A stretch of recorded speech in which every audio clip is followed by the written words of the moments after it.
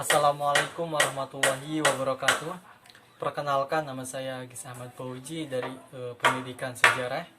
Di dalam video kali ini saya akan membahas mengenai sejarah dari kelahirannya filsafat dan sejarah perkembangan filsafat. Manusia merupakan makhluk yang memiliki rasa ingin tahu. Dengan rasa ingin tahu ini pula, mereka termotivasi untuk mencari kebenaran pada kehidupannya. Begitu manusia menemukan kesadarannya, dia menuntut dirinya untuk hidup di apa yang diklaimnya dengan kebenarannya. Dewasa ini, kajian filsafat sudah menjadi bagian bahan ajar di tiap kampus atau tiap universitas. Berbagai macam aneka kajian filsafat mengenai kehidupan ini. Bagaimanakah kehidupan ini? Dan untuk apa kita hidup di dunia ini? Hal inilah yang dikaji oleh filsafat. Bila kita mengamati dengan seksama, sejumlah literatur yang membahas filsafat menyebutkan bahwasanya filsafat ini lahir dari keluarnya kesadaran manusia terhadap potensi dirinya. Mereka ini merasa tertekan dan terkungkung oleh ajaran-ajaran agama atau kepercayaan yang dimunculkan oleh mitos. Maka dengan adanya hal itu, mereka mendobrak pikiran mereka sendiri. Lahirlah yang namanya filsafat. Secara etimologi, filsafat ini berasal dari bahasa Yunani, yaitu philosophia, yang diambil dari kata philos dan sophia atau sophia, yang berarti kebijaksanaan. Dalam bahasa Inggris disebut wisdom. Namun menurut Aristoteles, filsafat itu merupakan ilmu pengetahuan yang meliputi kebenaran, di mana ilmu pengetahuan tersebut berisi banyak hal, seperti ilmu retorika, ilmu metafisika, ilmu politik, ilmu logika, dan ilmu keindahan. Itu menurut Aristoteles. Berdasarkan catatan sejarahnya, filsafat ini berkembang di beberapa zaman, seperti di zaman Yunani kuno, abad pertengahan, terus zaman modern, dan zaman saat ini atau kontemporer. Filsafat pada masa Yunani kuno ini disebut dengan filsafat alam. Kenapa? Karena pada masa ini para filsuf mempertanyakan bagaimana alam semesta ini tercipta, bagaimana asal-usul dari alam semesta ini.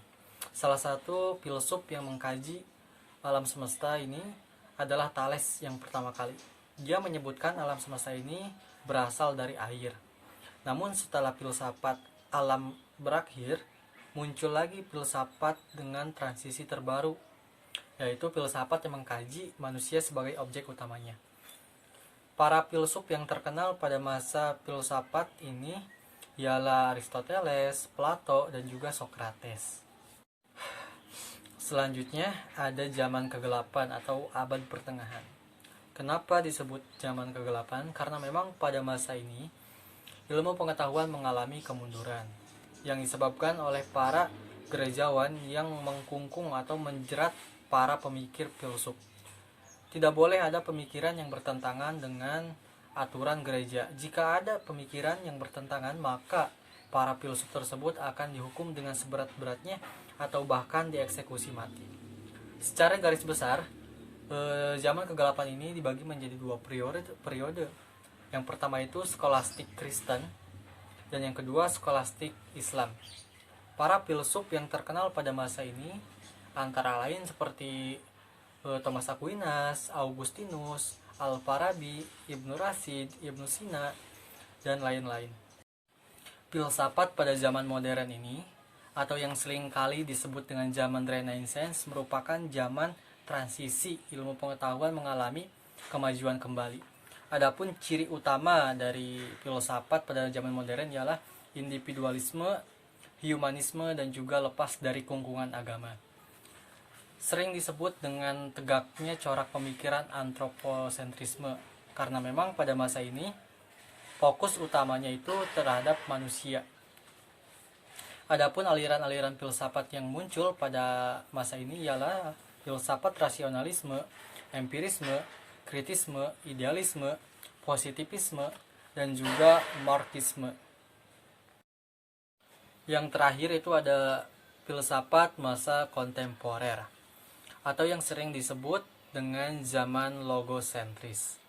Karakteristik dari filsafat pada masa ini ialah tergantikannya antroposentrisme oleh desentralisasi manusia.